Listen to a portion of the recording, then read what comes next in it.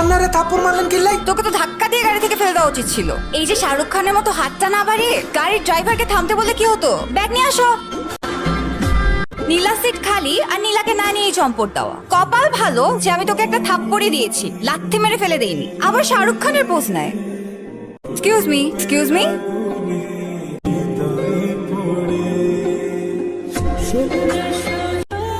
আমি কি আপনার ওই সিটটাতে বসতে পারি?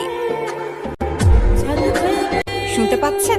কথা বলতে পারেন না? আপনি কি বোবা?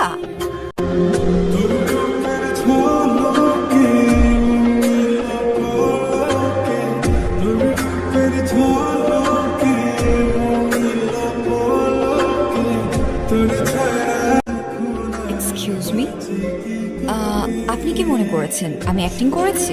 বাসে উঠলে আমার আসলে একটু অস্বস্তি হয়, বমি বমি ভাব হয়। আপনাকে দেখে তো মনে হচ্ছে আপনি আমার উপর বেজায় রেগে আছেন। আচ্ছা, বাই দ্য ওয়ে, আমি নীলা, যাচ্ছি মাধবপুর। আপনি? Just shut up. আপনার কি কোনো কমন সেন্স নাই? হ্যাঁ, আমি আপনার সাথে কথা বলাতে ইন্টারেস্টেড না। এক্সকিউজ মি, বলেন ভাই। আমি কি সিটটা এক্সচেঞ্জ করতে পারি? গাড়ি ছাড়ার আগে বললে ম্যানেজ করতে পারতাম, এখন তো সম্ভব না।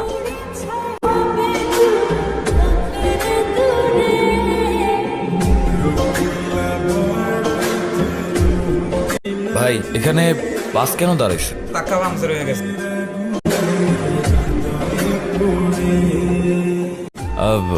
আম সরি। আমি তো ফার্স্টে ভেবেছিলাম আপনি কথাই বলতে পারেন। এনিওয়ে, আপনি যে আপনার ভুলটা বুঝতে পেরে আমার কাছে এসে সরি বলেছেন, এজন্য থ্যাংক ইউ। আরে, আমার খরগোশ কোথায়? এই যে আপনার জন্য আমার খরগোশটা চলে গেছে, এখন আমি খরগোশটাকে কোথায় পাবো? এখন আমি আর কিছু বুঝি না, আপনি আমার খরগোশটাকে খুঁজে দেন। আশ্চর্য, আপনি কি বলতেছেন? আমি খরগোশ খুঁজে দিব? আপনি যদি এখন আমার খরগোশটাকে খুঁজে না দেন, তাহলে কিন্তু আপনার কপালে আরো বড় শনি আছে। চলেন, কথা না বাড়ায় আপনি আমার খরগোশটাকে খুঁজে দিবেন।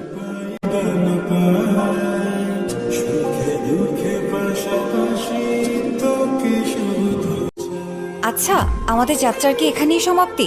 সময় তো এটাই বলে। আপনি চান না আমাদের আর কখনো দেখা হোক? না। কেন?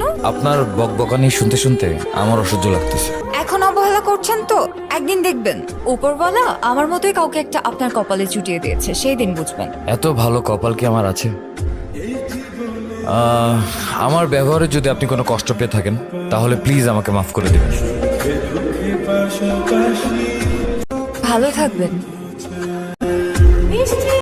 আপনিও। আর হ্যাঁ, এভাবে খরগোশের পিছু নিবেন না। কিছু সৌন্দর্য দূর থেকেই সুন্দর, সেটাকে কাছে পাওয়ার চেষ্টা করবেন না।